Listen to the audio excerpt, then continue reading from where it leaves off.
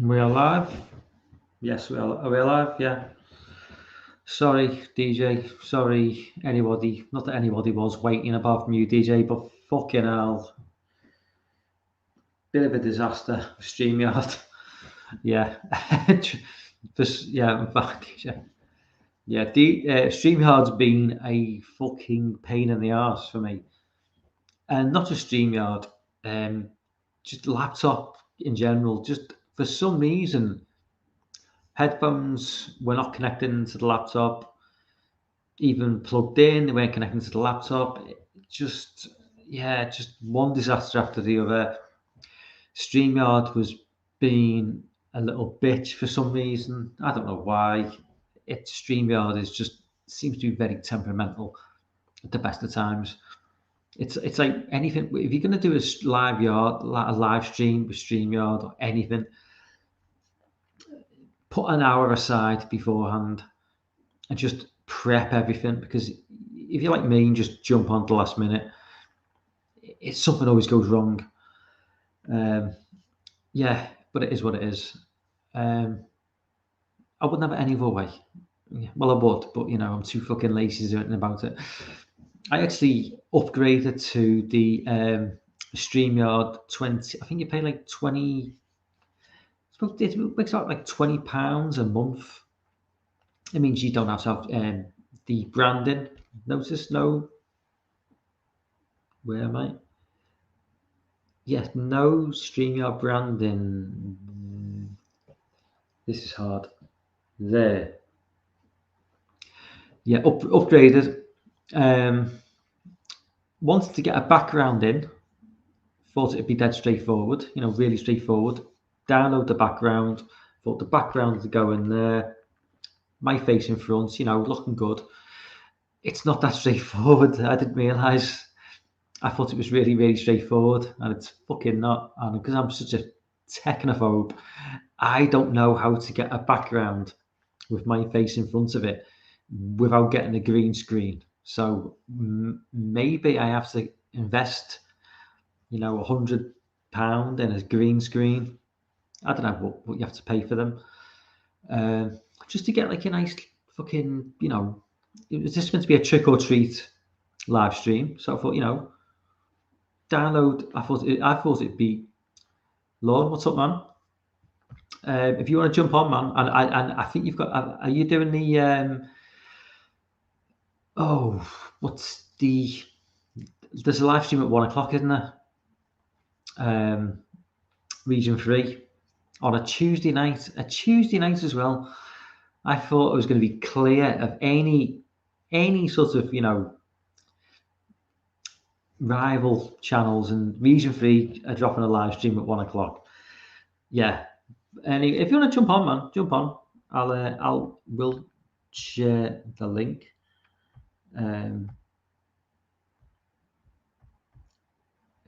Yeah, I can do that.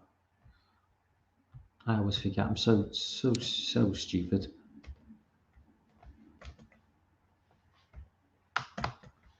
And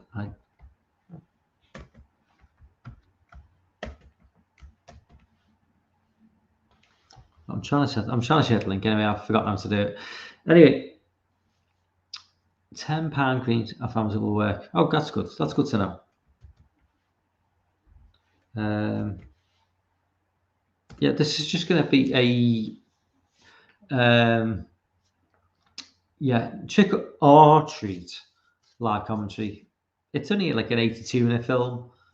It's nothing too taxing. It's just one of those films that really, really sort of. It seems like it's like a staple of live commentaries. It's a staple now. It's become like a staple of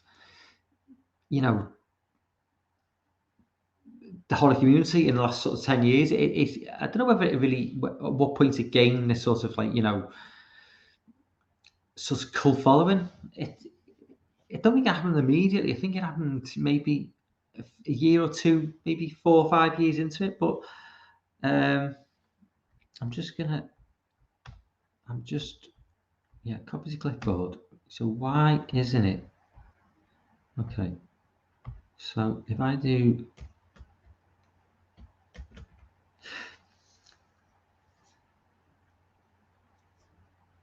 Okay, Matt, that's fine, man. That's good. I knew you'd be on Region 3 tonight anyway, but it's all good. Did you hear about James Rolfe and the playground scandal? I heard something, but I didn't really follow up on it, so I'm not entirely sure what's going on there. DJ, you can fill me in the comment section. James Rolfe, he that's he is that's Nintendo guy, isn't it? James Nintendo Nerd from back in the day. I do follow some of his stuff, um, but I've not in the last couple of years. But anyway, I'm not going to hang around because obviously I am aware that Region 3 are doing their own trick or treat 1986 live commentary, 1 o'clock or 8 o'clock. So I'm just going to get straight into this. So this is Trick or Treat 2007, and one of the most unsung or oversung, however you look at it, horror films of the last 20 years. So let's get into it.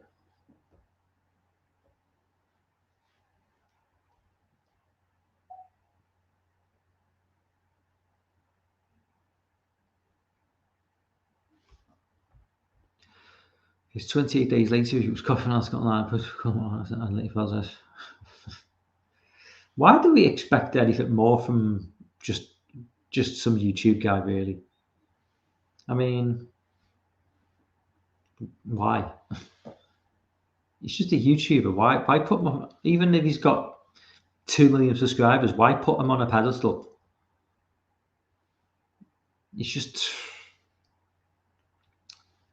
he can't really back up his credentials with anything. He's just somebody puts everything online, and so it's quite easy for someone to get away with something like that.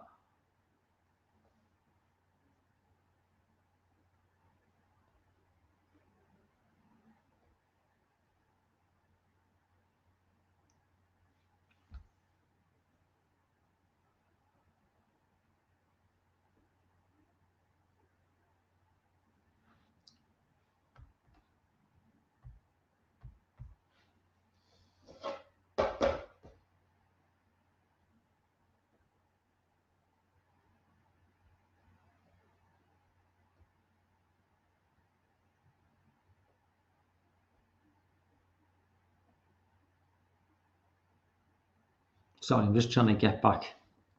Yeah, I'll just give me can you give me 10 minutes, Griffin? I've got a few technical shit things going on. I'm just trying to sort out.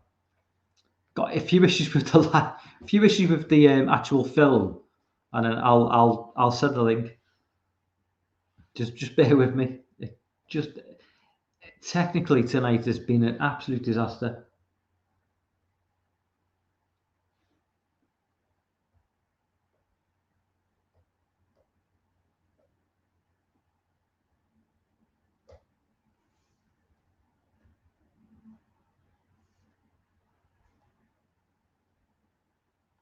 I'm paying attention. It's just God, my God, so many technical issues tonight. That's I've still got.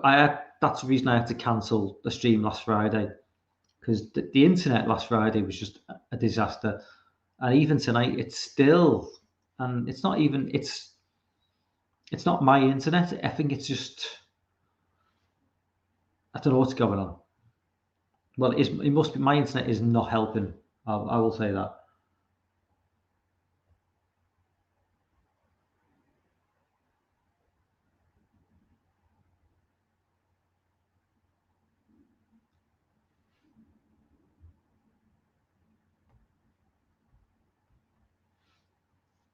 It's Oh, DJ, you're like one of the most loyal. You're probably my most loyal supporter. Don't think that, man. Jesus Christ, you're always there. I really appreciate it as well, man. Don't ever think that. You're always there, and I really appreciate it.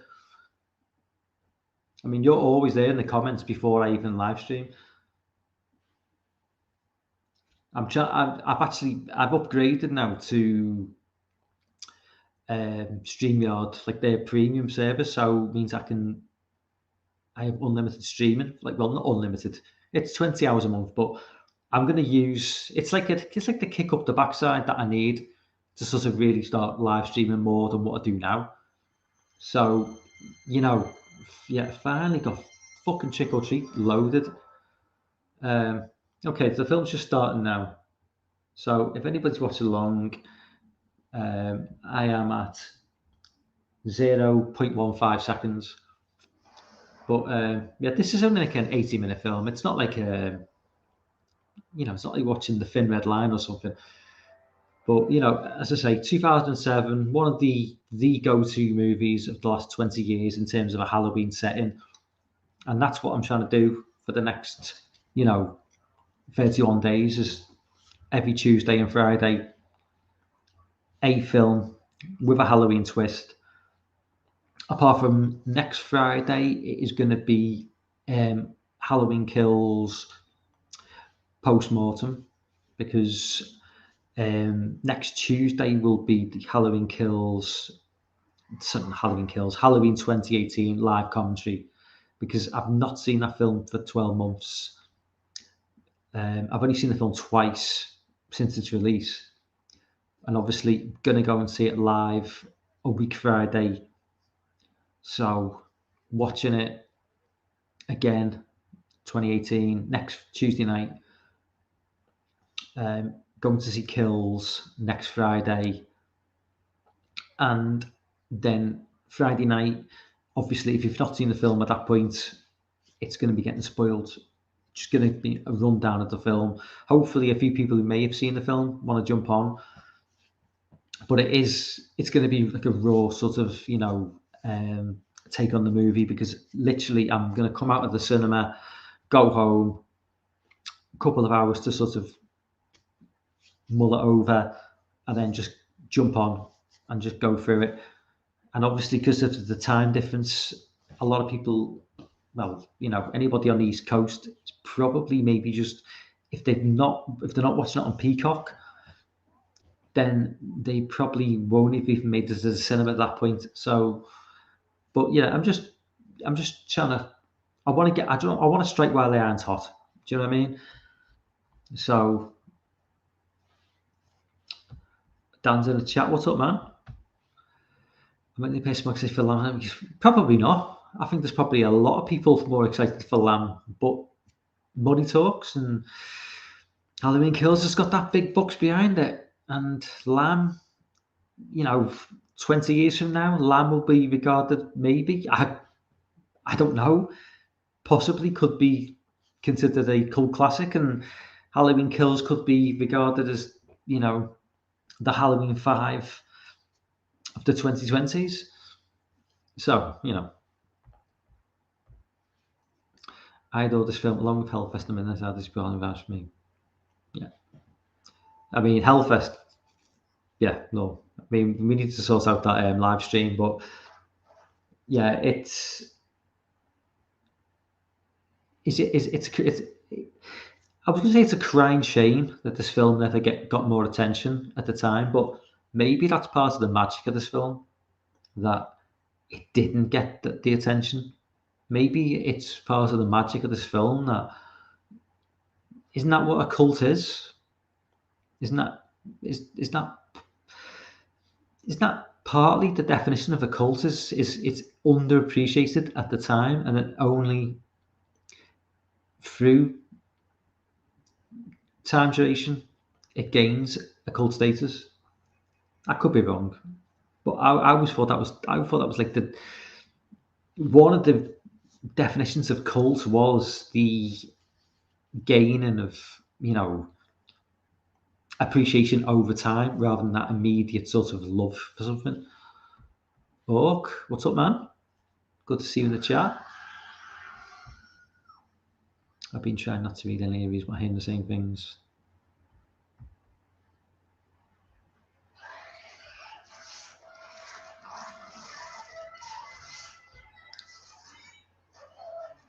I've been trying not to read any of these, but are you referring to Halloween, Dan?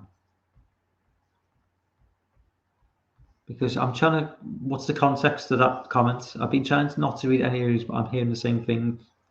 Hearing the same thing for Halloween Kills, or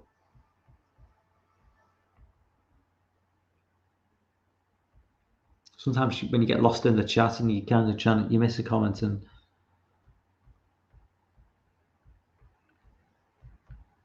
Right, for some reason.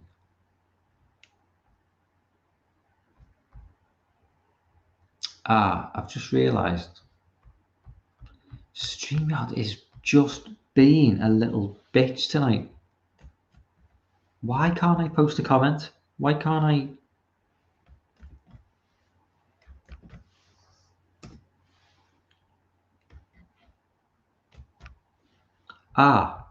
There we go.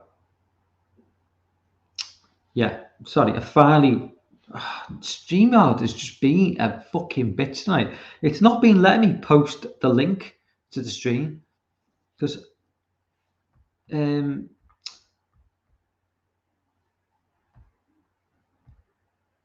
wanted to jump on and I was like, oh, I'll share the screen, and I couldn't fucking share the screen.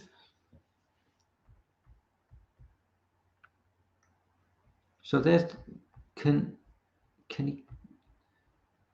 So it's there. Anyone wants to jump on, jump on. Fucking hell, man! This fucking channel, this fucking website. Jesus Christ!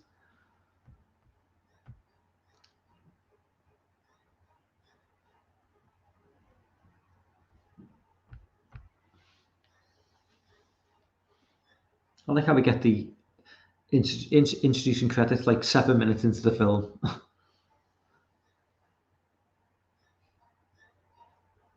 Is there any talk of a sequel to this? Is anybody like? There must be a market for a sequel, surely.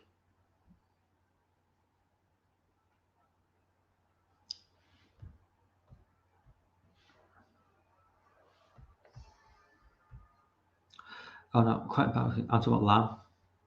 Oh right, okay, okay. You need to put it in.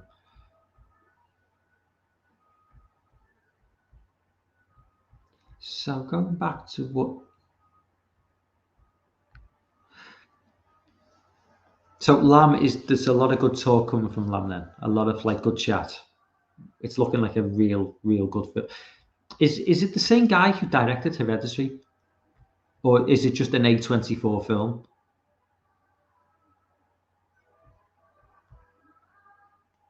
I know you're getting pissed, but when you break out swearing, it cracks me up. It cracks me up whenever you try and do like an impression of me, you always go, all right, mate," like I'm some sort of like Cockney gangster. I'm not from London. I'm from Liverpool. Maybe it sounds similar to you, but no. I'm from North. That's South. Fuck that. Yeah.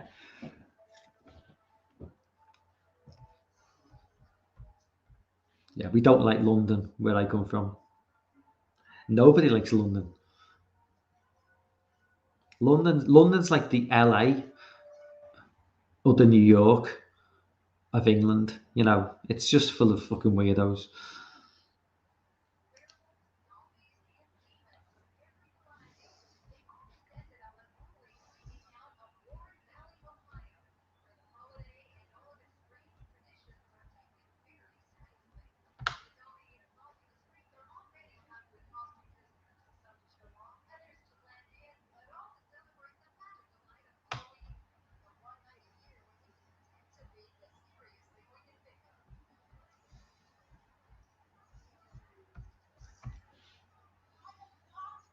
If Griffin's still in the chat, I've shared the link, mate. If you can you jump on or not? I don't know.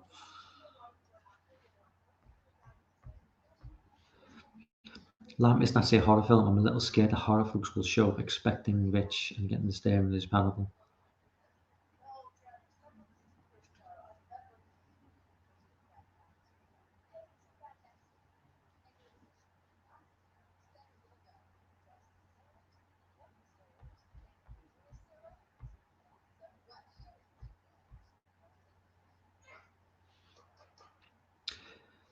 he wasn't director? Was he director of Tomorrow? That just seems like such a 180 from Tomorrow War to go from that to Lamb. It just seems like a bizarre transition.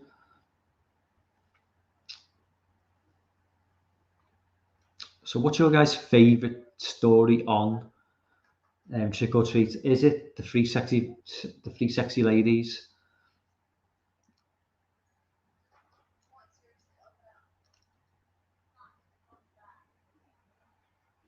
It's certainly one of mine.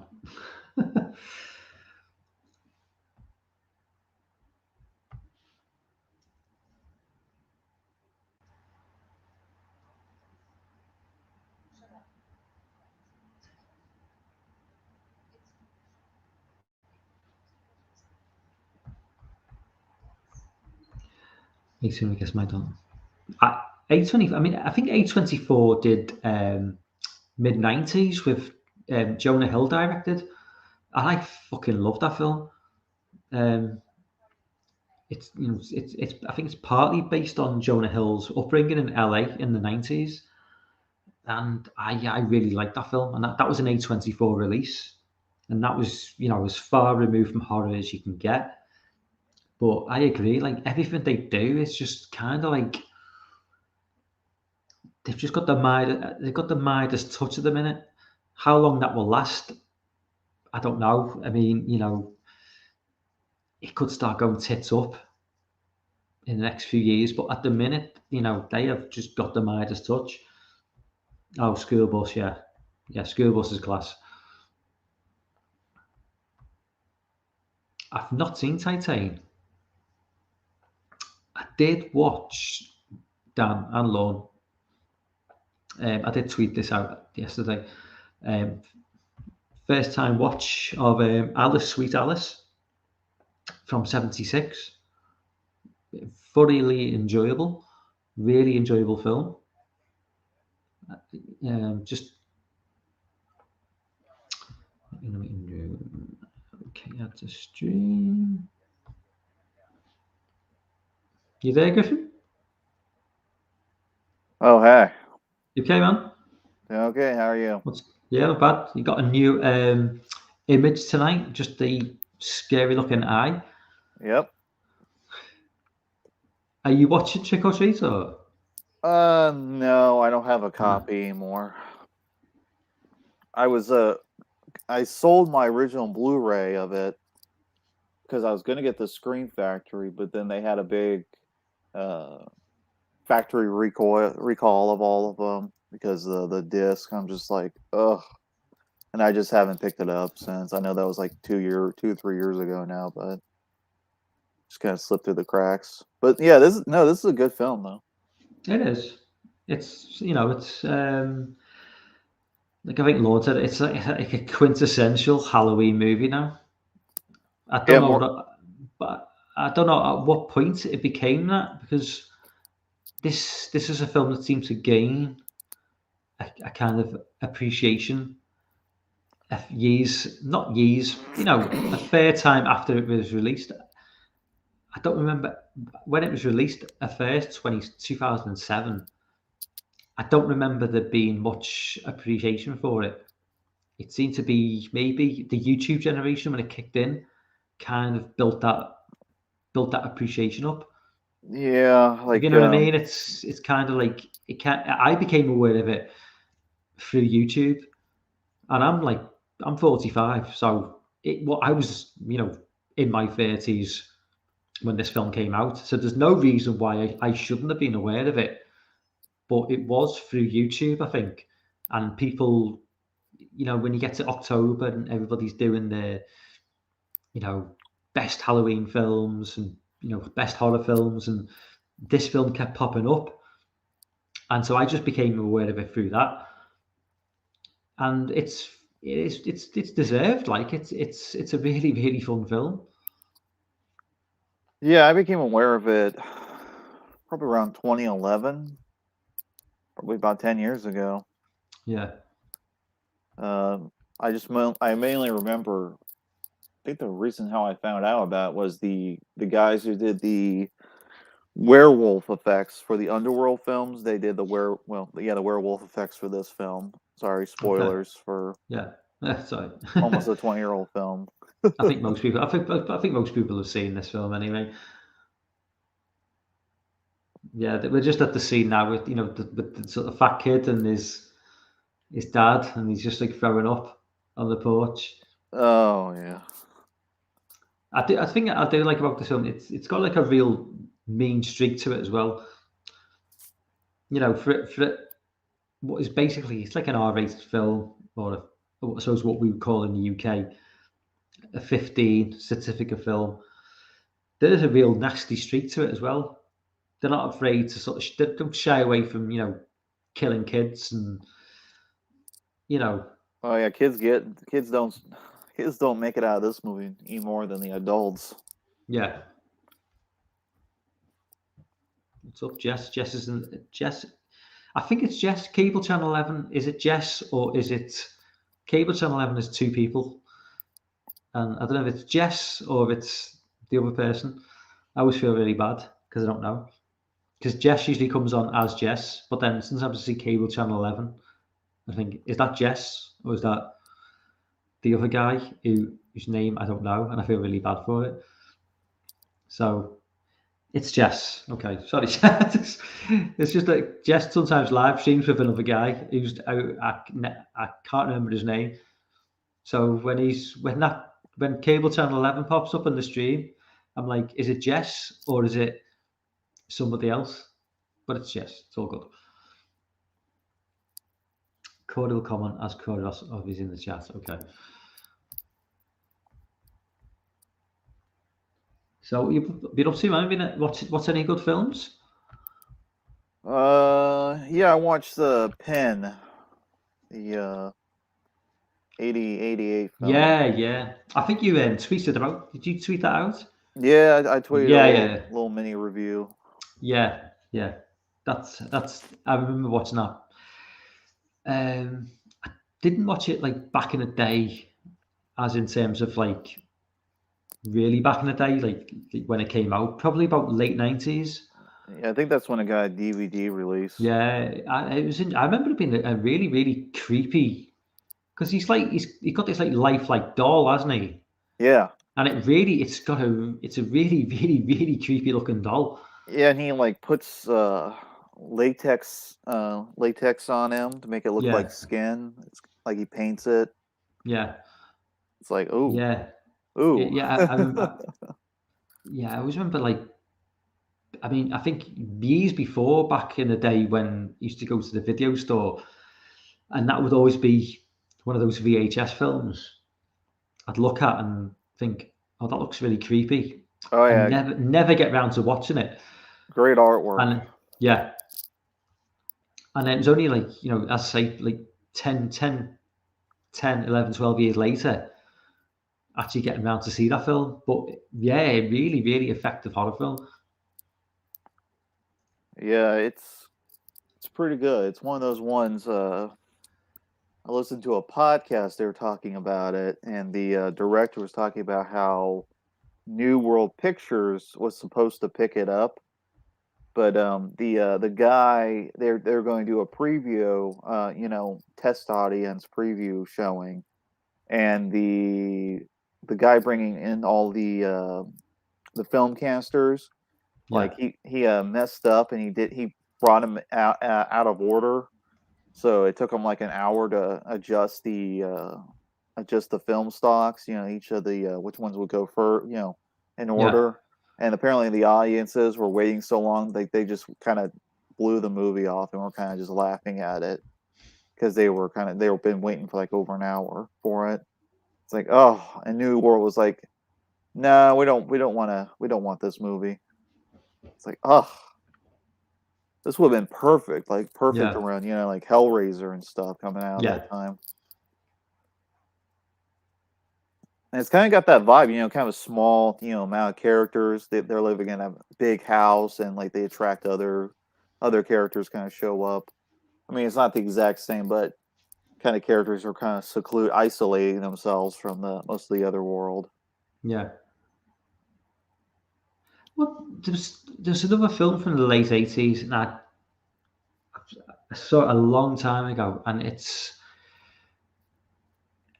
maybe for some reason it just gives similar vibes. I don't know why. Is it? I don't even know if it's like, is it Monkey Shines with? Is that even The Romero film. the Romero film where he's got like a pet monkey who like Yeah, like he the train? like Yeah, for some one of the, reason that film gives off I don't know why that film gives off the same vibes. Maybe it's because the of same timeline. seclusion, same year, Yeah, 88. I think that's probably part of the reason.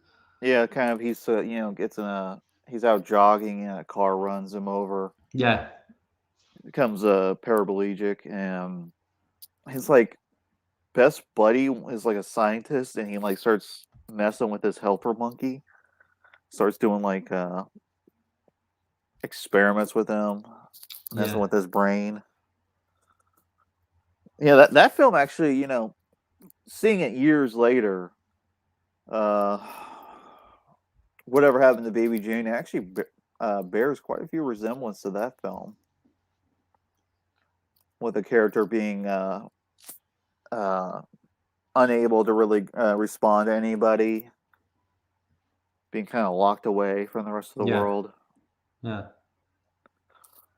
It's kind of an interesting mix. I know it was based on a book. I'm pretty sure it was based on a book, and it wasn't just a novelization.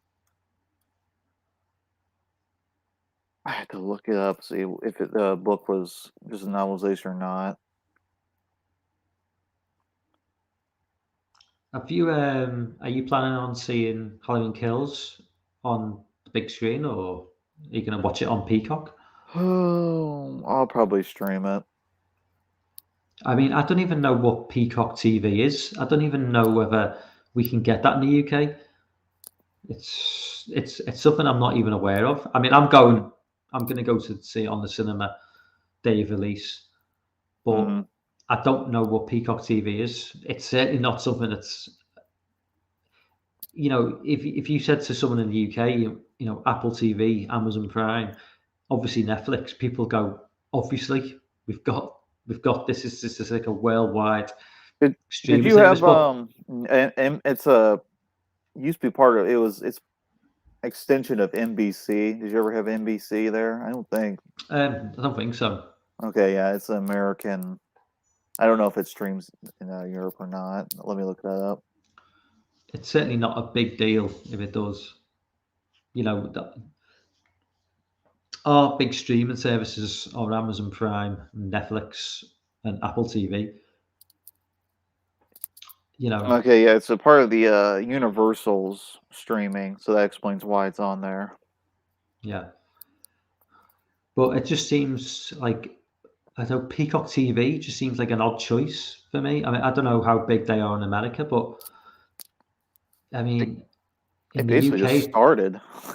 yeah, well, see that name that means nothing in the UK. Yeah, Now, I they're, don't know if they plan on I think streaming to it. their big draws are probably going to be Halloween Kills, the new Bond movie, which is now partially, being distributed by Universal, and they'll probably put the new Jurassic World on there, which is Yeah, somewhere around the corner. I don't know, but forgot to say hello, Dan, Jess, Lauren, DJ, Orc. If anyone else out there, sorry. yeah. I don't know from a financial perspective. Like, they obviously think it makes sense to stream it on the day of opening, but that's going to seriously affect box office takings. I don't really know why they've made that decision. I can only assume that it's COVID related. I can't imagine that they would have done this 2 years ago. No, they were pushing pretty hard back. Well, this is kind of giving the studios kind of an excuse to do it now. Cut out the middleman. Yeah, Dan says Peacock is the home of the WWE network. obviously when we beat the WWE Network is a massive deal, certainly everywhere and certainly in the UK. So yeah, we must have. I'm assuming we must have it, but it's just that brand recognition.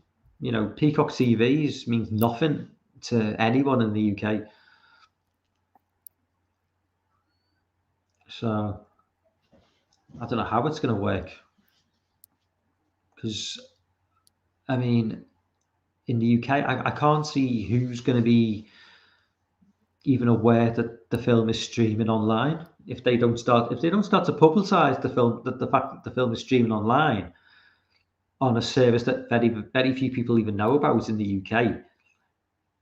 I don't know how they intend to make any money from the film unless they just don't intend to stream the film online in the UK and just have it in cinemas. I have no idea. Well, they got the benefit of it. It's not. The movie didn't cost that much to make. Yeah. So they're probably thinking they're probably going to make. I'm sure what they're thinking they're going to at least half of what they made for the 2018 film, which was still quite a damn bit. I think if they made half of what they made for 2018, I think they'd be quite happy with that. Yeah, I think that's what they're bearing in mind where we are with COVID and the fact that I don't think this film was ever going to make as much as 2018. I think they were surprised by how much that film took. Well, they pushed the hell out of that movie. I remember seeing. I mean, they're doing the same with this. They're putting a bunch of TV ads for it. Even my my freaking mom, who's around your guys' age. Yeah. She's like, they're still making these. I'm like, yep. Yeah. Well, the crazy thing is, it's like you almost forget that. Like for someone who's my age, I was 3. No, I was 2 when the first film came out. So like my dad, who's like 75, damn, he was like, a youngish guy when the first film came out, and he was like quite old fashioned. So by the mid 70s, he would have regarded these films as just trash because he would have been in his mid 30s by this point. So people in the mid 30s in that day and age, they would have looked at these slasher films. Majority would go, "What's this?" It's the same as Star Wars. Well, he was never a Star Wars fan because he was 31, I think, when Star Wars came out, and he was of the impression of this is just kid stuff. But he's too busy watching Get Carter. Yeah, probably. Yeah, and he loves Zulu.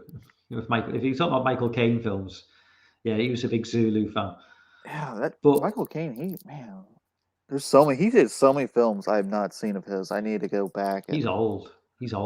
Track those down. But it's like he's kept himself relevant. Yeah, like still acting. If you want to see a really good Michael Caine film where he plays like the real Michael Caine, like as in, real Michael Caine. As in, he's not playing the character. What's a film called Harry Brown? Oh yeah, I've seen Harry Brown. Yeah. Oh yeah, great film because that is basically his childhood. So, it's basically based on a guy who's living on a South London, what we call a council estate. You might call projects. I don't know. So real tough, sort of like inner city, rough area, and there's kids causing chaos, and he's like you've seen the film, but yeah. But what I mean is that where the film's set, that's where he grew up. That's like his background. He's South London. That's so when he's playing that character, that's not him playing a character. That's Michael Caine childhood, basically. That's what he grew up. That was his life growing up. So that's kind of like if you want to see like him playing himself almost, that's a good place to go to. Where if you watch Zulu, that's Michael Caine playing like this posh sort of respectable army guy, and that's not like the real Michael Caine. But yeah, Michael Caine's like must be about 85 now. He's like really old. He's like Clint. He's like Michael Caine's like Clint Eastwood. You know what I mean? Like something who's like really, really old and still hasn't died, and we should appreciate him. Well, got that big boost by doing all the Nolan films. Yeah. He's Yeah, always good. He did a lot of those kind of independent movies for a long time during the late '90s, early 2000s, and then Chris Nolan showed up. He's like, "I'll work with this guy." Yeah. Dan says they're lucky they avoided the Venom juggernaut for Halloween. Unfortunately, Dan, not in the UK because Venom launches on the same day as Halloween Kills. We don't get Venom until the 15th. He's 88 years old. Fucking hell. Yeah, he's old. He's old as shit. Yeah. Yeah, there's a couple I want to see. He did his early career. I want to see this movie called Gambit. We have not seen that. That must be kind of a heist film he did. Yeah, this we going back to the 60s maybe. Yeah, he did a great film with Sean Connery, The Man Who Would Be King. Phenomenal film, phenomenal. That's easily one of Connery's best performances. Yeah. It's kind of it's an adventure film. It's got some comedic tone. It's funny. It's got the main three in it is Michael Caine, Sean Connery, and why am I blanking on his name? Christopher Plummer. Plummer, who just died. Yeah, great actor as well. Yeah, both him and Connery died around the same time. Christopher Plummer did a great Jack the Ripper film called Murder by Decree in the late 70s. Great film.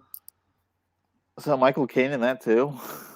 He was in a TV movie. If you want to see a great Jack the Ripper film, Michael Caine and it's Jack the Ripper, 1988. It's a TV movie. So good.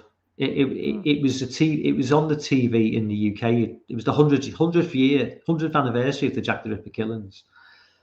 And Michael Caine played Aberline, who's like the detective who's investigating the Jack the Ripper killings. And he basically, he played the role of Aberline, and this was it was played out over 4 nights on I think it was ITV, which is one of our TV services in '88, and it's a really, really, really good. I say for me, it was a TV series because it was 4 1-hour shows, but it's now regarded as a TV movie because it's been condensed into a 4-hour film. But if you can catch it on streaming, it's so good. It's just really, really, really good. It really nails that London of the 1880s. It's really effective, really, really, and well produced, well shot, well acted. Michael Caine's on point as usual. It's funny because the same time he did that, he was in right before that. He was in Jaws: The Revenge. Yeah. He's the best part. He has my favorite moment from that film is with him when he's got his plane landed in the water and Jaws is sticking his head out and Michael Caine just goes, "Oh shit!" Yeah. The best thing about if you've heard the famous quote by about you want to say it? Yeah, I'll let you say it. Yeah, they asked him, Michael, why did you do that Jaws sequel? Have you seen it? Have you seen it? He goes, I have not seen the film, but I've seen the house it bought. Yeah, and didn't he say and it's glorious? Yeah. So it's yeah, he's got no time for that film. At least he's honest, isn't he? Yeah, he kind of reminds me. It reminds me of have you ever seen Harrison Ford and some of his Star Wars interviews? Oh yeah. He does these press junkets for I think it was like The Force Awakens. Oh yeah, where he didn't give two He shits. doesn't give two fucks about that Neither franchise. did Carrie Fisher. Did you watch the ones with her? Yeah, yeah, Oh, she didn't care at all. She kept bringing her dog everywhere. yeah. I think I don't know what drugs Carrie Fisher was taking at the time, but I think she was still heavily onto the gear at that point. Yeah, she was on something. Yeah, definitely. But it's real funny. You look at the interviews of the Star Wars movies, like Empire and Return, like at least Empire in the original. Like it's real funny seeing Mark Hamill is just like so like upbeat, and he's like super happy, and they did like a British one. They did a British show where like they gave him like it was like some kind of a chili or something. They gave him, it was some kind of a porridge or something, and like they had like dogs on the show, and then Mark Hamill just starts feeding right off of his spoon this dog. I'm just like, oh, okay, that's Mark Hamill. Yeah, I think that TV show's Blue Peter. Oh yeah, it's like a famous kids show in the UK. It's been going since the 1950s. Oh, it's still going? It's still going. Yeah, it's still going. It's been going for like 60, 65 years. It's still going now. Nobody watches it now. Like it just exists online. It's not actually airing, on any actual channel. But yeah, it's still going online somewhere. But yeah, the Harrison Ford interviews crack me up because he just. I think he did an interview there. I think it was Collider. Collider, their YouTube channel, and they basically say something to the effect of, I think they were asking like who shot first, Greedo or Han, in New Hope, in the cantina scene, and he just goes, "I don't care." It's like he's like he just looked at you like, "You fucking nerd. I don't give a shit about this fucking film." No, there's very few films he actually, if you like. Yeah, he's like John Carpenter. Like he only wants. Yeah, there's only very specific films he will Yeah. want to talk about that he's I done. think Blade Runner he likes to talk about. I think maybe He likes to talk about the Indiana Jones movies. Yeah. And the main movie he wants to talk about is this one called Mosquito Coast. He did with River Phoenix. Yeah. Helen Mirren played his wife in that. Helen Mirren's hot as fuck in that film. Literally. Yeah. Yeah, that's like the main one. Like he's the most proud of. You remember when Shia LaBeouf said, "Yeah, Kingdom of Crystal Skull wasn't very good," and then Harrison Ford told him to shut the fuck up. He was right though. It wasn't very good. And they're making a new one, and Harrison Ford's going to be like 80. He's 89 years old, and he's going to be in another one. I don't know. Just give the job to Chris Pratt, and let's just move on. I think. Unless they want to turn Indiana Jones into a woman, maybe. I don't know.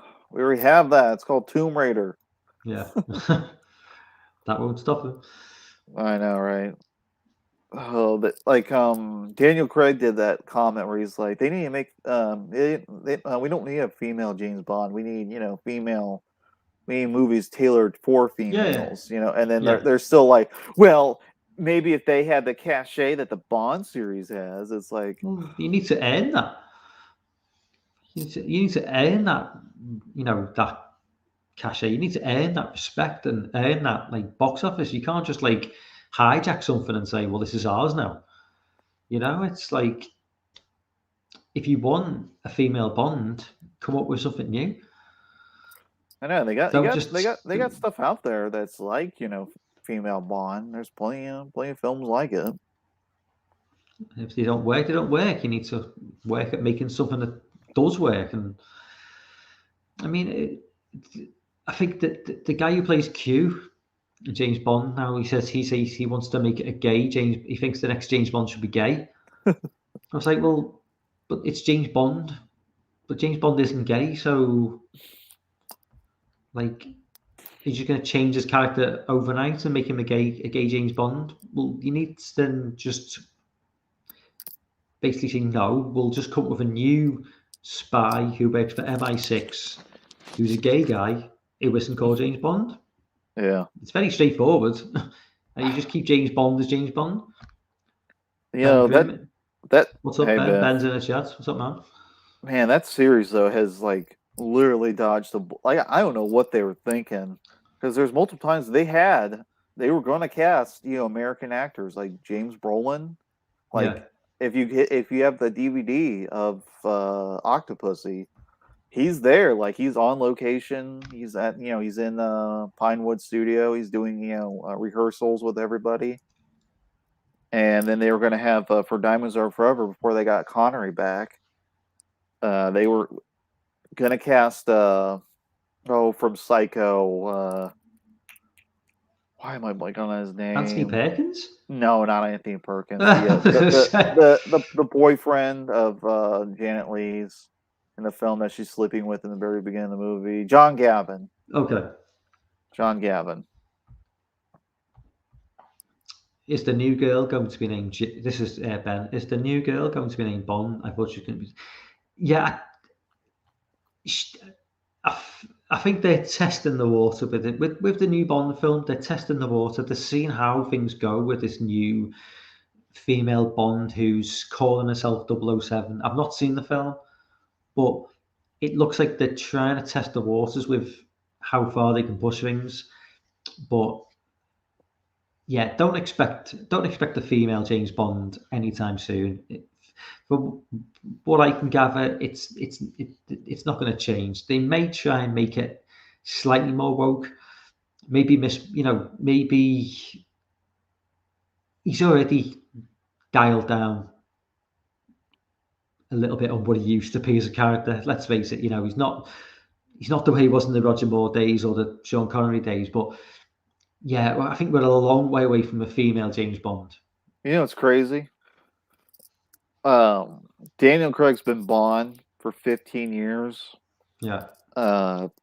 Roger Moore was Bond for 12, but he made more films. Yeah, he made more films than Daniel Craig. Yeah. They were pumping those things out. Well, they were pumping the Sean Connery ones out every year. Every year. That's why he got sick of it. Yeah.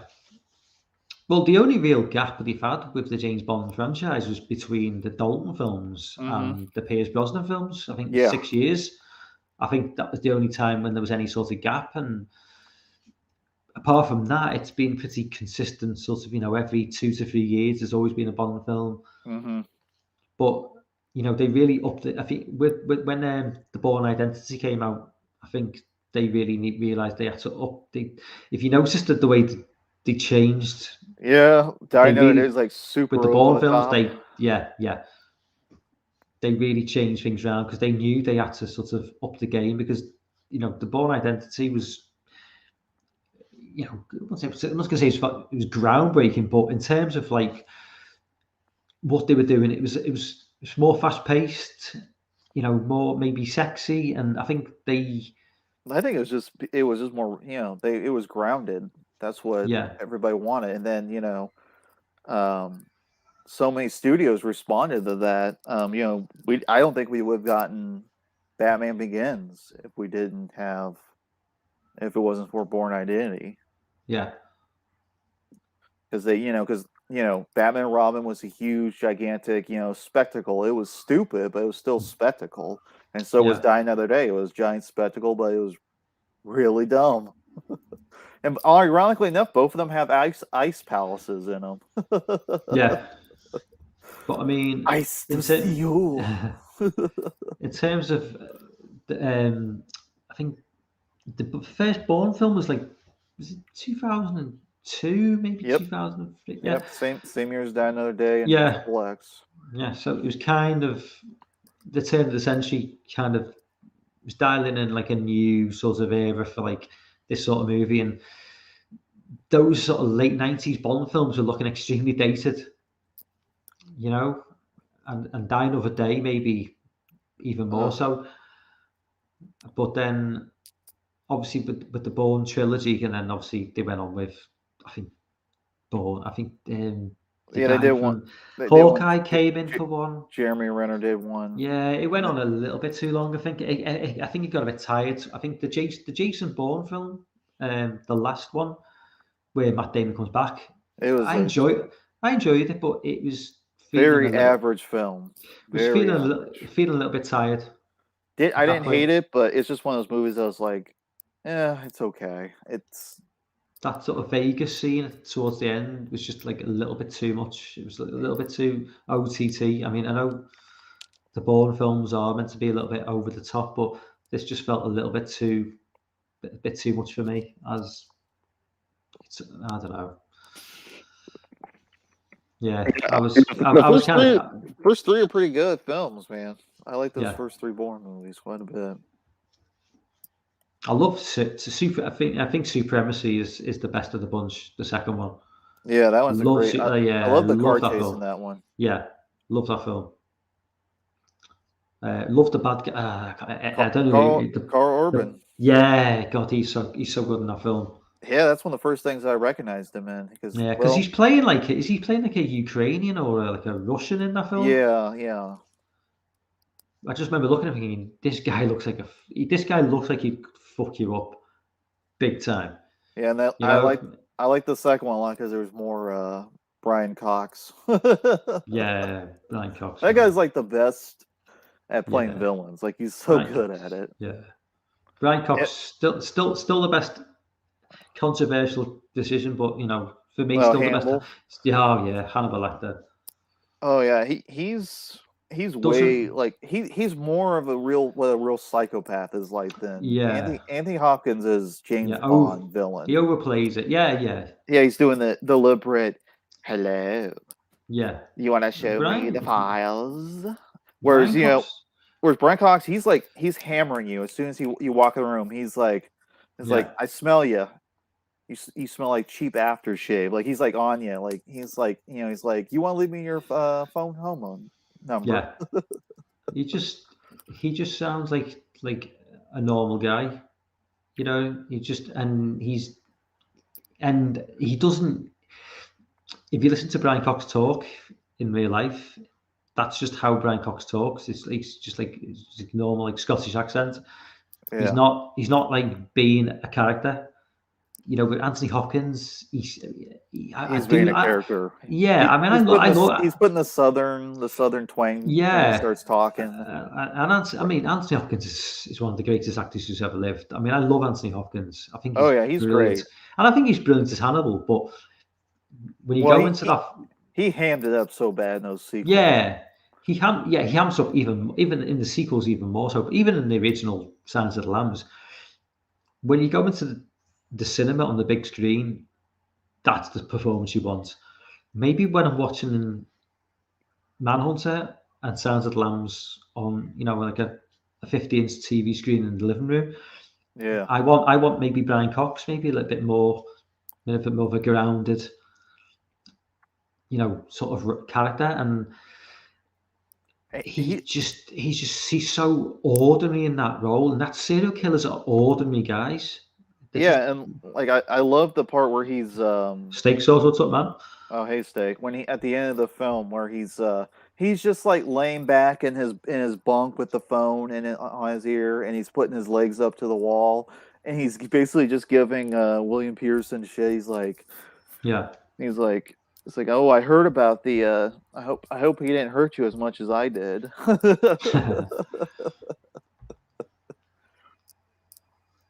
Yeah, he was. Oh man, so good in that. Did you ever play Manhunt, the video game, Rockstar?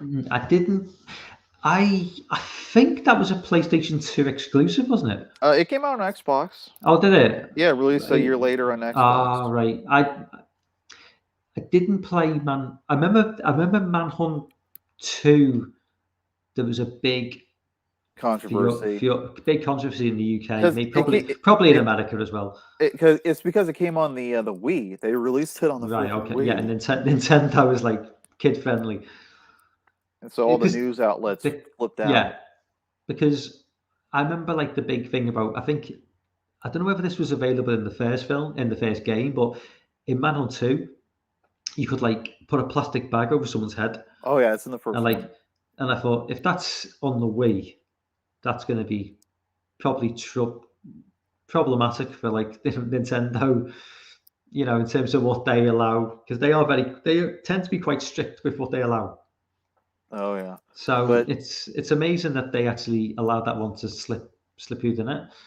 yeah, the first one, you're a death row inmate, and you get sprung free, and this sleazy uh porno, snuff film director. He basically sends you out into these areas full of cameras and such. And he Yeah, wants to make a film of you killing these gang members, various gangs. yeah. And the voice is Brian Cox. Ah, It's Brian Cox as the sleazy guy. So he's like talking to you. So he's like, come on, get him.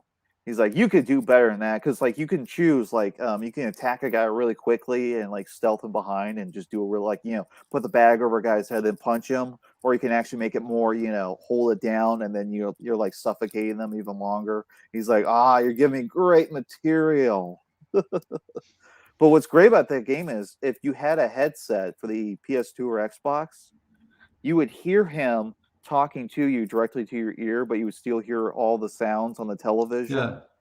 But you can also talk into the mic, but you only can say like a few phrases, but you can like speak into the mic, and like, you can freak out the gang members. You could be like, I'm over here.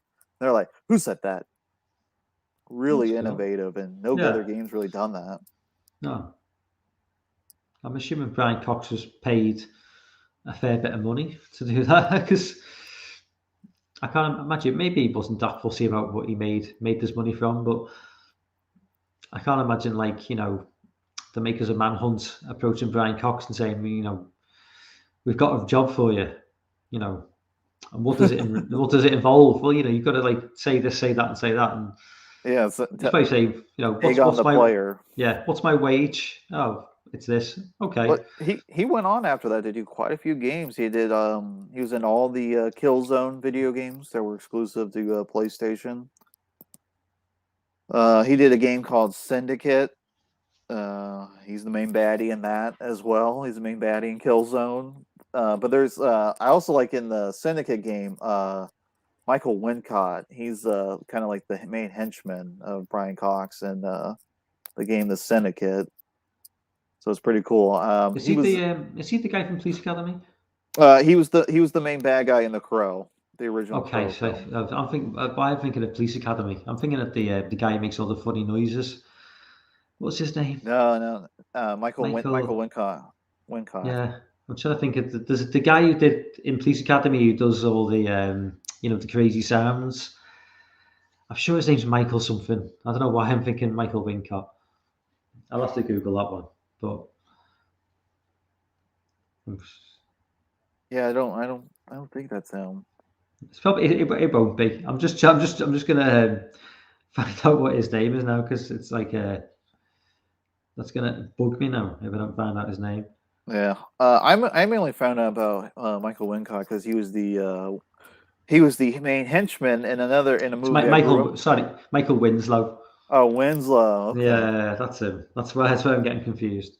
but he played the main henchman in the Disney Three Musketeers movie from the '90s with Kiefer Sutherland, Charlie Sheen, Oliver Platt, and Tim Curry was playing the Red Cardinal.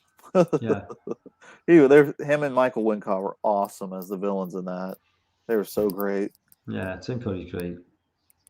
Don't think his health's too good at the minute. Like, unfortunately.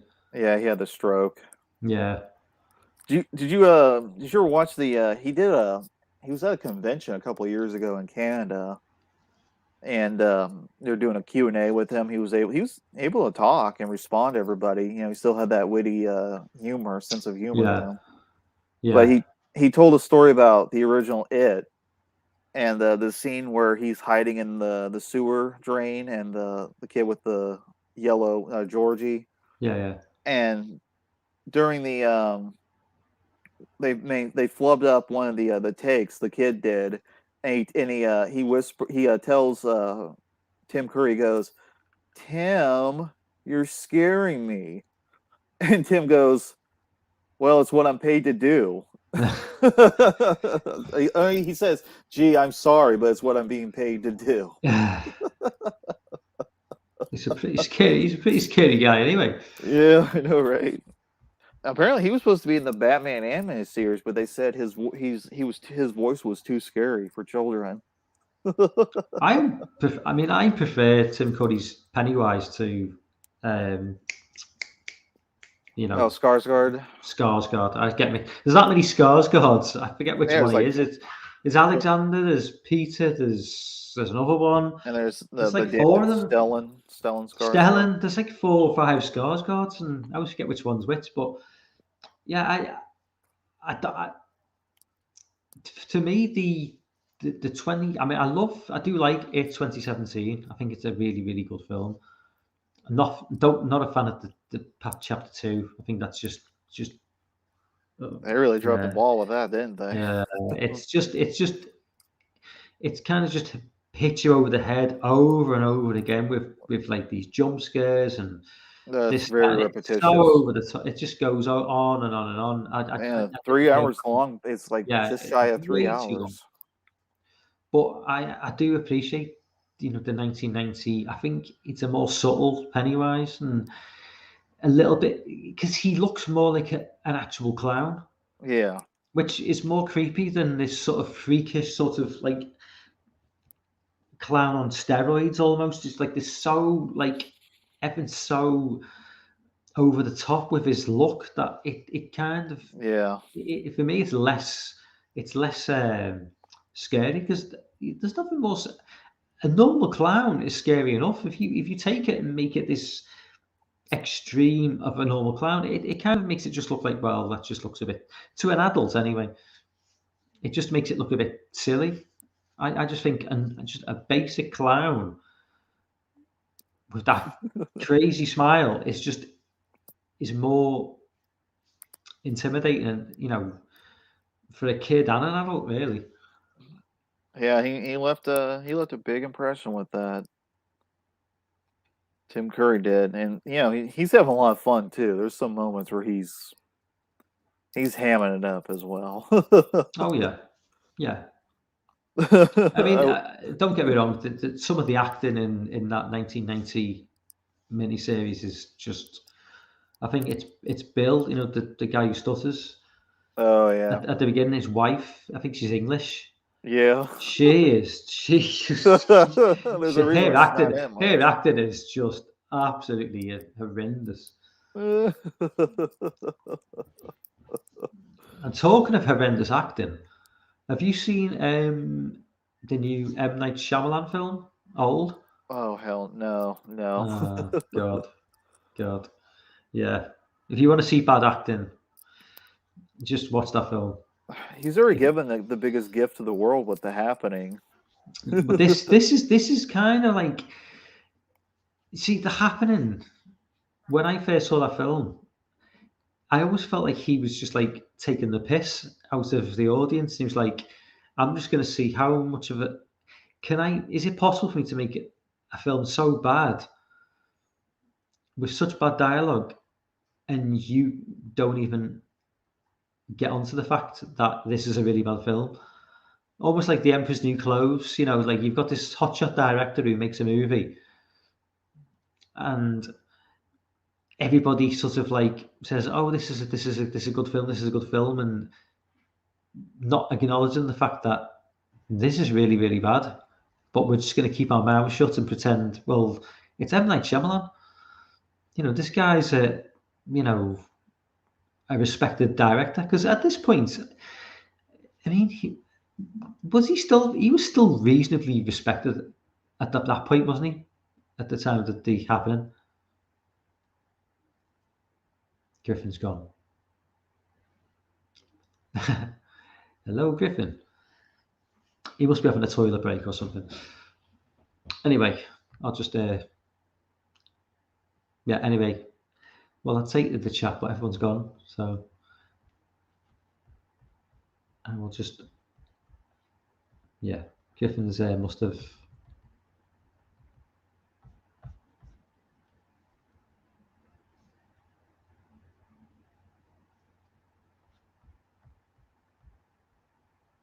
Have I muted? Oh god, I thought I muted him for a minute. Jesus.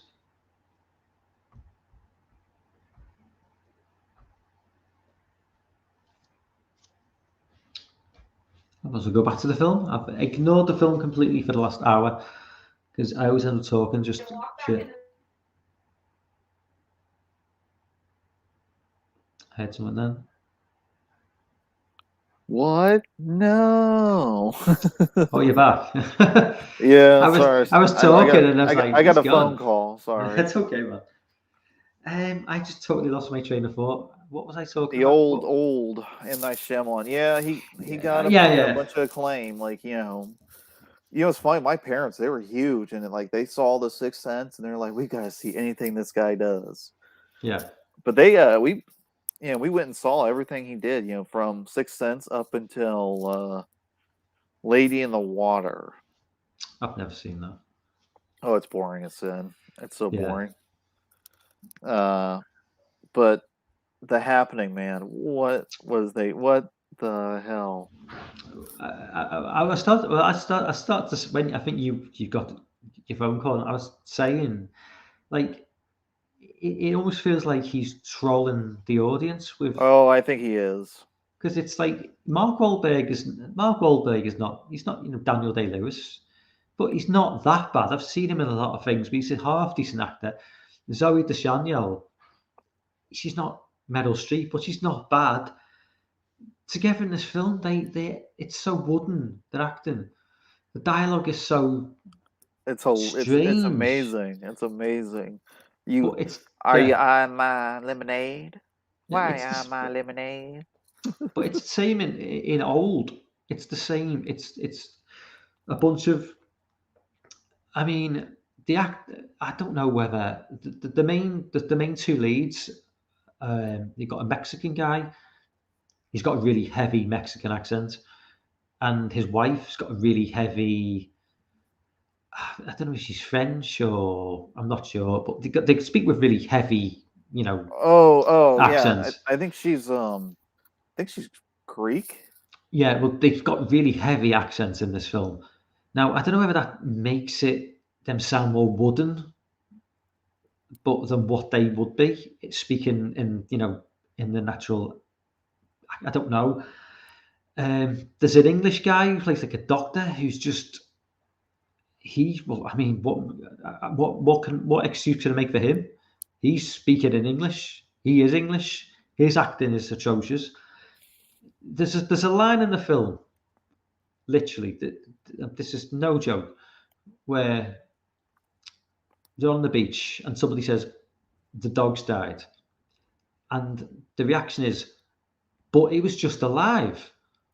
That's the line. It's like, what? When you're directing a film, which is is going to be shown on the big screen, and you're directing dialogue like that, incredible. I just could not. My mind was just. And what's this thing with Shyamalan where his ego means that he has to appear in every film that he directs because he can't act, which ties in well with the rest of the film because nobody in this film could act. But I don't understand why he feels the need to always appear in his films. He's not Alfred Hitchcock at the end of the day. He thinks he is. He thinks he is, but he's not. And Alfred Hitchcock would just have a walk-on part. M. Night Shyamalan wants to be front and center. An actual character. Yeah, make an actual character. And in this film, he actually appears in, a couple of big scenes, and you're like, who do you think you are? Yeah, like in Signs, he's like a pivotal character that. Yeah. He's the reason he killed Mel Gibson's wife. Ran into her. But how? I mean, how this guy's still getting? I mean, who's fun? Split gave him a boost in his career. Yeah, well, I like Split. I thought Split was a decent film. Did you like Glass? No, hated Glass. That was a troll. That was such a troll. That ending climax, quote unquote, in the car park. Yeah, what the It's hell a was car. that? It's just a car park. Like, The thing sorry, go Bruce on. Go Willis's on. son is literally like 5 feet away from him, yet he's getting drowned in like a little puddle, a little like Yeah, freaking pothole. yeah. That's how he gets killed. He gets strangled into a pothole. It's like The what? thing that the thing with Glass as well that really fucking annoyed me is they were teasing throughout the film that there's going to be a big showdown in downtown Boston, Oh, there was and you none of can that. see you can see like well yeah It's a they parking mention like lot. yeah he mentions that he's going to go to there's something to do with I can't remember like the ins and outs something to do with like a bomb was it something to do with like a skyscraper in Boston which is going to kill a load of people. From what I remember, it's been a couple of years since I've seen the film. I kind of, but there was he was sounded like he was setting up a showdown in downtown Boston between Bruce Willis and James McAvoy. And if you look if you look in the car park where you can see downtown Boston in the background, and you think, it's a total troll. It's a yeah, total. It's like subverting your expectations. yeah. So I thought, at some point, we're gonna get down to, we're gonna go to downtown Boston and gonna get a big massive fight. It's gonna be like, the Marvel films or something. And no, it just stays in the car park and it's just it's ends. it's literally like the Dark Knight, but they subvert your expectations, and instead of they taking kind of a grand scale, no, it takes place in a car parking lot, Yeah, which was so stupid because like you've got all these people, like the employees are there, and you've got these like this organization that shows up in like the last 30 minutes of the movie. yeah, and that's like the twist. Yeah, it's this organization, they don't want these unnatural people taking over. In the end of the movie, it's like we're revealing it all to the world, and the characters are wearing their colors. I'm like, this is such pretentious garbage. And it's like the hospital is almost as quiet as the hospital in Halloween 2. You've got all these dangerous sort of psychopathic characters, and there's just nobody around. You know, It, why is it so quiet? yeah, that movie was a big troll. Oh, I really regret watching that thing. I mean, I didn't go to cinema, so Oh, you went to the I, cinema to see it? no, I didn't. I didn't. That's why I didn't pay money. Oh You know, yeah. yeah, I Well, wasn't paying. I wasn't paying money for that film. oh, that's a relief. I thankfully that came out, right at the very end of video. I went to a family video and rented it for like $2. So not a big loss. Wasn't like paying $20 to go see it in the Yeah, theater by myself. no, I'm pretty selective now when it comes to going to cinema. Yeah, same here. You know, Like I know Lauren likes to go to he like sees almost everything, but I don't know. It's just like yeah, there's just a lot of shit out there I don't want to he watch. Lorne supports the horror. If it's a horror movie, he'll put the money in, which is fair enough. I respect that. He sees it as his duty to support the horror community. And no matter what horror film comes out, he'll go and see it because he sees it as if his money goes towards funding it, then that's a good thing in the long term. Which I respect that.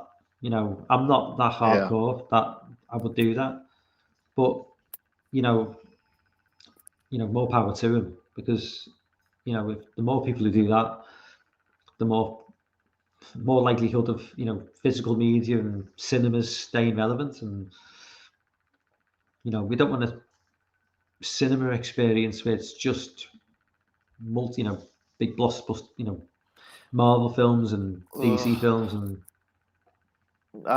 I skipped the last. I skipped Black Widow and Shang-Chi. Black Widow is shit. I don't want to see those I've, movies. I've I not don't seen care. Shang-Chi. I've not seen Shang-Chi. And Venom looks interesting, but I don't want to see that either. yeah, I'm so like I'm done. I don't care anymore. Like, I might see the new Batman movie. That's a I big don't even. might. Yeah, I don't even when that's out. Is that out next year? Yeah, I think they postponed it to next year. It's supposed to come out December originally, but they postponed it. I'm pretty sure. Is this part? Is this like which timeline is this even appearing in? Is this like connected to the Joker or? It's a It's, totally different, totally separate, standalone, I believe. DC have just completely fucked up the whole timeline. It's just such a mess.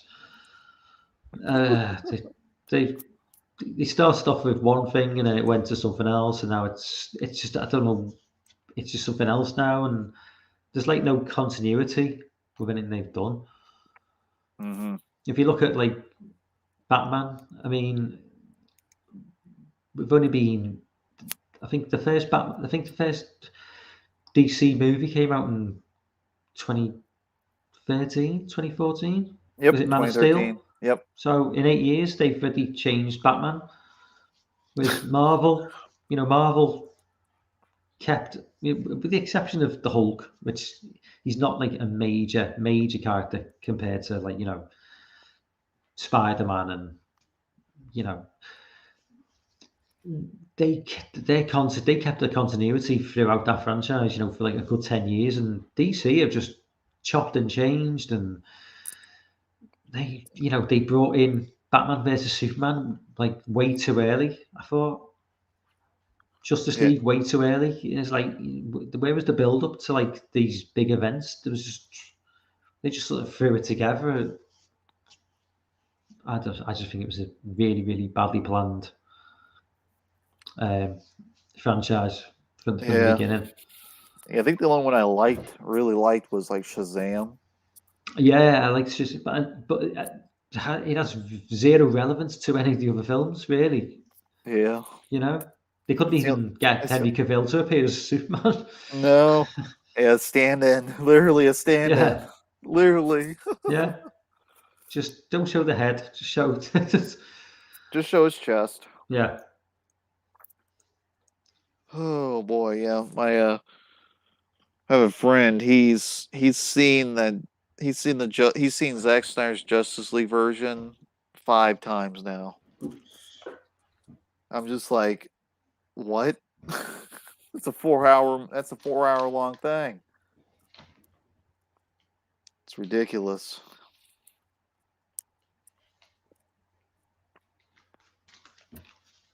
Sorry, cut off. Did you hear what I said? No, sorry. The headphones came disconnected. My friend, he wants me to see the Zack Snyder's Justice League. Oh, the 4 hour. Yeah, and you know how many times he's seen that sucker? A lot. 5 times. Yeah. It's like, and I suggest all these other movies for him, but he wants to keep just rewatching that. It's like, oh, Yeah. They're pretty oh, hardcore. Some of these. superhero people, Yeah, fans. especially with the Snyder one, because it was kind of like not the one that was obviously the one the fans wanted and never came to sort of see the light of day, and it was like the fans who kind of got it released. That's what I'm led to believe anyway. The fans kind of petitioned for the 4 hour cut, and eventually they relented, and they put it out there, and I think that's why it, the Snyder cut is like so popular with like the die-hard fans of Justice League and Superman and Batman. Yeah, I was into that stuff quite a bit, but now I'm just like, it just doesn't appeal to me whatsoever. Like, it's just so overdone. I think we're gonna. I think at some point in the next 5 to 6, 7 years, we're going to see Oh, it end to like the super. I think everything comes and goes. Everything experiences like peaks and troughs, and I think the super. I mean, we've been experiencing this now for the last near enough 15 years, yeah. and I think it's Since gonna. I think Batman it's Begins it. was really kicked it off again. Yeah, yeah. I think it's going to start to slowly die off. Maybe it won't, not forever, but maybe like for 10 years or so. because it just can't carry on like this. I just don't think there's the market for it. I think people are getting tired now. People are going to, especially with after Endgame. I think Yeah, that felt like a sort of nice conclusion. yeah, definitely. And I think that was the perfect time for Marvel to sort of, well, I'm not obviously they're making too much money to get out of it completely, but Oh yeah, they, that would have been the perfect time for them to just like bow out. But there's just too much money at stake, and with Disney behind them, that's never going to happen, obviously. But and it's funny that them buying those movies is what really freaking saved them because they were having bomb after bomb. Like they did the Lone Ranger movie, which is a yeah, huge bomb. They did the John Carter movie, which was another gigantic bomb. Like those were like yeah, $200 million films, and they bombed. yeah, And like Tron Legacy was 2010. That didn't do very well. I think it just yeah, broke even yeah. I at like best. that film as well. Yeah, it's I fun. like Tron Legacy, but yeah, Great score, great soundtrack, man. but Disney's just started buying up everything. To like 2013, 2014, whatever it was. They just started Yeah, buying up. I because mean, Paramount was pretty stupid to give up those because Paramount owned the rights to all they were putting them out. They had the Iron Man and Thor. They had the rights to the Marvel stuff, and they just sold it off. They're like, okay, we'll just have Michael Bay keep making Transformers movies. Those make us enough money, and Tom yeah, Cruise. That's like their two money makers is Tom Cruise and Michael Bay. yeah. Tom That's Cruise is going. Tom Cruise is 59, so he's not going to be making much money for much longer, really. I think he'll keep going until he's like 70. Oh, he will. He will, but I mean, it's only so much long. You can only use plastic surgery for so long. It becomes it's like because you can. I mean, I can't. Tom Cruise first thing in the morning before makeup, and you can't tell me that he doesn't look like an old man. He must do. I mean, he's 59 years old. Yeah, he's got a bunch of movies in the can there. They're holding back on the new Mission Impossible and the new Top Gun. Oh yeah, top. That seems to have been around for a long time, and that's been in the can for I think about 12. it was supposed to come out like end of 2019. Then they pushed it Yeah, back for reshoots. it's another victim of COVID where it just seems to have been around forever and nothing. Yeah, they pushed You it could, back to next year. It was supposed to come out this year, but they pushed it back again. I it don't know. could be. I was It never might really a be. fan of the first Top Gun movie. It was one of It those '80s was movies that a lot yeah, of people liked. I'm just kind of I don't it care was about. okay. It was more of a girls' film, I thought. Just like because Val Kilmer was still you know good looking then, not now, obviously. Just guys running. It had like those homoerotic undertones as well. Guys shirtless running around playing beach volleyball, and I don't know. Yeah, the Kenny Yeah, Loggins music. yeah, yeah, yeah. Yeah. Was it Berlin? Take My Breath Away. Oh yeah. Yeah, it was Yeah, you're definitely. right. It is pretty. It is kind Yeah, of more of a chick flick with yeah, especially that definitely. music choices. Yeah, It's but kind of got a sappy kind of sappy romance to it. definitely. Kelly McGillis definitely aged worse than Tom Cruise as well. I mean, I think she's older. I mean, she must be about 65 now. Yeah, But I mean, she's a couple of years older than yeah, Cruise. she didn't go. I don't. Well, if she did go down the plastic surgery route, I think it's at that point now where no amount of plastic surgery can save you because yeah, she She's actually looks like somebody who's had too much plastic surgery and now looks a bit. Yeah, and There's no Meg going back. Ryan. Meg Ryan's Yeah, another one who's drop dead, gorgeous, and yeah, then she just went into like her lips are gigantic. It's like, ugh, yeah. what the heck happened to you? They always do it. They always do it. But Very strange, very strange. Hollywood kind of culture. Well, it's the thing. I mean, for women in Hollywood, once you hit 40, that's it. That's what they say. If you don't start getting plastic surgery, the roles are going to dry up. And I mean, sometimes it works. Well, not it doesn't work so much, but I mean, I saw Nicole Kidman. It's like 55 now, Yeah. and I saw her in like an Amazon Prime show, Oh and yeah. she Nine Perfect Strangers, and she looks normal. You know, she doesn't look like she's had that much work. Obviously, she's had some for 55. You know, nobody looks like that at 55 without some plastic surgery, but she still looks like she can smile normally without it looking weird, you know. But Still smiling normally. still smiling normally at 55. I survived Botox. Duh. Oh boy, yeah. There's quite a few of them out there like that. Oh, too many. Too many. It's pretty bad. And they all deny it. Mickey Rourke. Oh god, yeah, Mickey Rourke. Man, went from one of the most hot new stars of the 80s, and then decided he wants to get into boxing, and then he wants to get back into acting, and he looks. Well, the Botox did more damage to his face than the boxing did, because yeah, it was. I don't know what happened there. I don't know what happened. Yeah, like he had such a good career too. And he did some in the 80s. He was. I mean, he did Angel Heart. He did. He did a film set in New York. He was like a cop in Chinatown. Oh, Year of the Dragon. Yeah, love that film.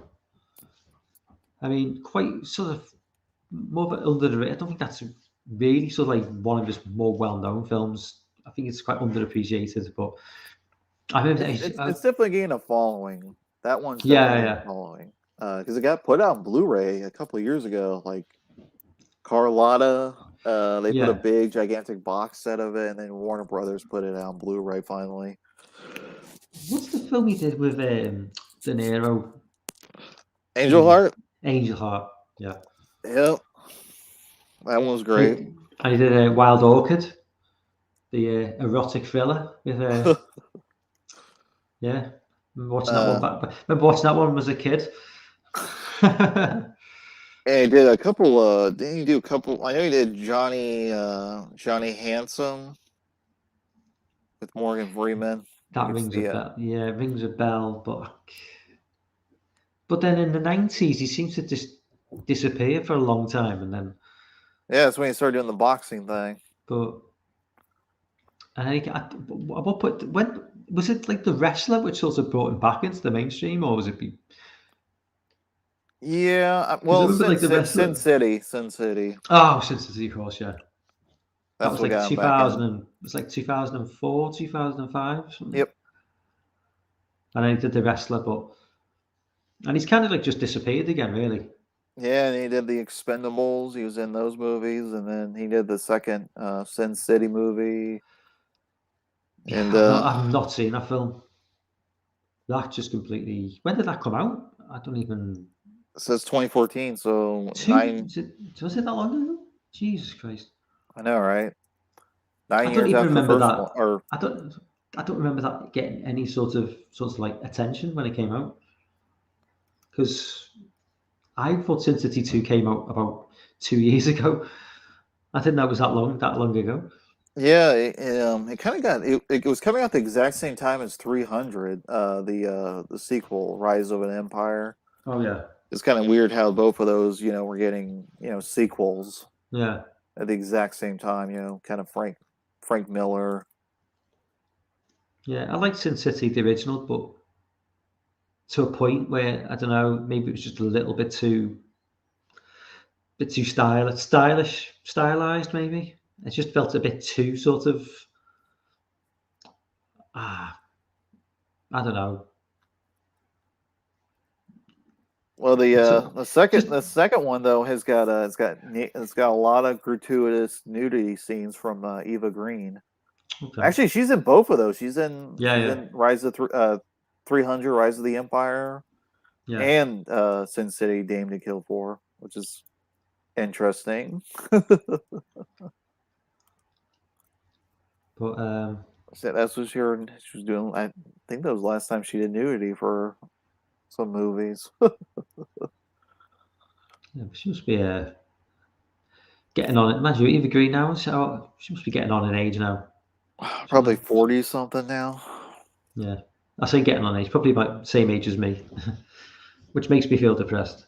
No, she's younger than you. 1980. Oh shit! Now I feel really old. Nothing worse than watching and you're thinking, oh god, they look like they're getting quite old now, and you're like, oh, they're 4 years younger than me. Fuck's sake. Wow, she really hasn't done really much of anything in the past 4 or 5 years. She did she was in that remake of Dumbo, which I don't think anybody saw that. No. Tim Burton, and that Michael Keaton came back, to work with Tim Burton, and no one saw that movie. I didn't. Yeah, I remember the trailer dropping for that film, and it was like, I don't remember it coming out. I remember the trailer, but I don't actually remember the film actually releasing. But this was all around COVID though, so Yeah, this was right before COVID, yeah. So 2019, a lot of these December, I'm films pretty just like sure. just yeah, a lot of these films just disappeared off the radar for me. They might have just popped up on streaming services, and I'm like totally unaware that they ever existed. Like Yeah, just the whole I used to be a massive Tim Burton fan, but I just got sick and tired of this shit. I'm just like, his movies went from, kind of fun, like Beetlejuice and yeah. Batman, and then he does shit like the Planet of the Apes remake and uh Corpse Bride, and It's everything's always got Helen and Bonham Carter in. pretty much until Yeah. they separated. Now it's Eva Yeah. Green is in all his movies now. It was Eva Marie, and then it became Helen Bonham. Now it's Eva Green. And what's funny is Dumbo's got like almost like he's got like 90% of his regulars from that dumb movies with him are in it. Yeah. But the movie just did nothing. Like I haven't bothered to go see it. I was just like, okay. I saw that Miss Peregrine's Home for Peculiar Children movie, and I about fell asleep through that. Like, there's one good scene in that movie, and that's it. It I was mean, so for dull. me, ever since Sleepy Hollow, it's been on a downward spiral because I love Sleepy Hollow, Oh yeah, I'm on the same page as you. but Sleepy Hollow is great, and anything that's a after that, mean ass spirited movie, man. yeah, Like it kids is. get killed in that sucker. Yeah, Like Burton was like, that's like his, I think Sweeney Todd is the only really, kind of violent movie he's ever done. I love that. I love the like the open. I think it's like the opening shot of that film. It's like because he sets the opening of the film in like New York City, and it's Hmm. like was like New York in like 1800 or something. Yeah. And I'd never seen New York like um, put onto the screen at that period of time. I'd only ever seen New York, in like real time or going back to like maybe the 1920s or 30s. And to see like Hmm. New York, at a time, you know, nearly 200 years ago, was like that was like kind of like fucking hell, that looks crazy, but Looked a little more like London yeah, yeah. Although with the London now looks more like New York yeah. because London now just has skyscrapers everywhere now. So Oh boy. yeah, for the longest time, London was kind of kept it, Yeah. normal. But Yes, then but now Sleepy London, Hollow. That's yeah, so yeah. That's like I know why you like it because it takes place in a little town, yeah, and yeah, I like the crime aspect of it a lot. I like the whole he's an investigator. He's trying to figure out who's doing if there is an actual. yeah. I like that film a lot. a Yeah. lot. Like that's probably my second favorite Burton film. I would say Ed Wood, Sleepy Hollow, Beetlejuice, and then I'd probably go with Edward Scissorhands, and then probably Batman Returns. Hmm. Those are probably my favorites of his. Sleepy Hollow actually feels like a real Halloween film as well. Yeah, it's You got know, the it's got jack o' that lanterns. because what I've been trying to do this month, with live streams or trying to pick films which fit, actually Halloween set films rather than just horror films. Yeah, So obviously Trick or Treat and Halloween Kills. I'm not Halloween Kills, Halloween 2018 and Hell House LLC, which is just a great found footage film. Which I'm going to do that at the end of the month. If you haven't seen that film, just try and check that out. So good. Have you seen that film? Hell House LLC. No, I haven't seen Hell House. It's worth checking out. Definitely this month, especially in October. Yeah. It's just a found footage film. I think it was on. I think it should be on Shudder. I think it's a Shudder exclusive, so I think it's always on Shudder. Oh, nice. I think it's like an exclusive for their streaming service. But yeah, it's just really creepy, like really creepy. And for someone who's like as like yourself, we don't really get freaked out by films.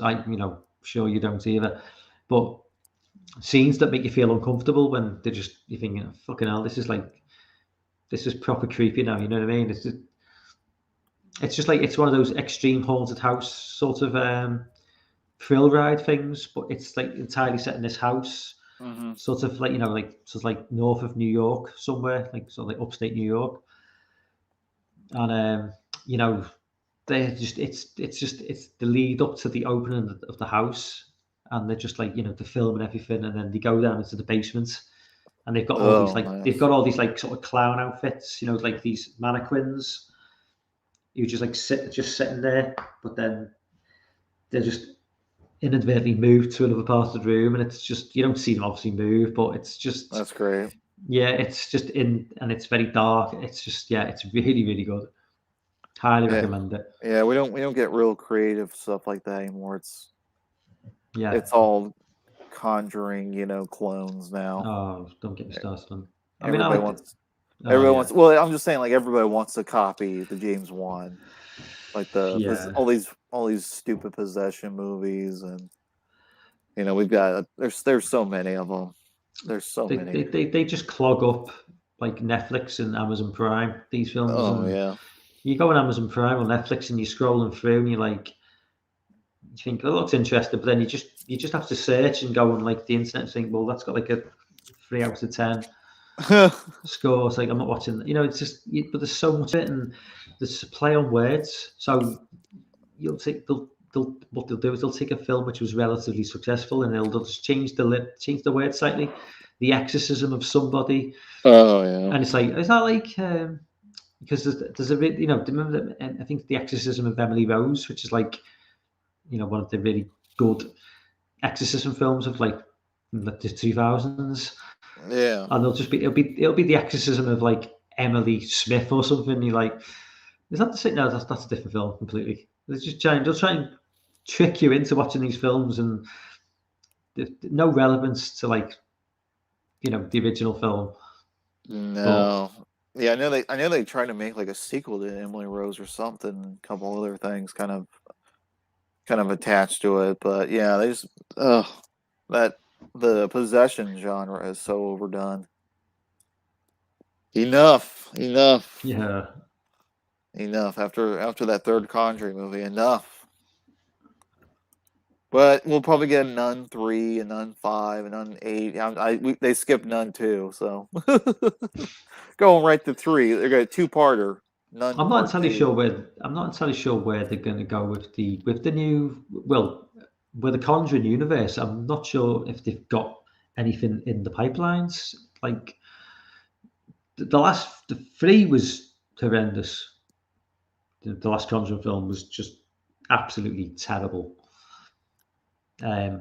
Yeah, I I skipped don't it. know what they've. Yeah, it's terrible. It's really really bad. But I don't know what they've got planned going forward. Whether they're planning on doing a sequel to The Nun, or I mean, I wouldn't mind another Annabelle film because I think 2 of the 3 films have been pretty good. I liked Annabelle Comes Home. I thought that was a fun film. I liked Annabelle Creation. I just didn't like the very first Annabelle film. I thought that was like the weakest one. Hmm. But I don't know. The Nun needs to just die. Don't make another Nun film. Oh, that was so bad. That was one of the worst movie experiences ever. Yeah, Going into the theater, I'm like, why did I get Dragon One to go see this garbage?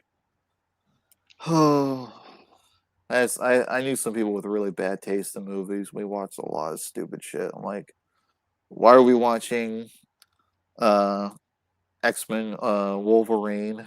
Ugh.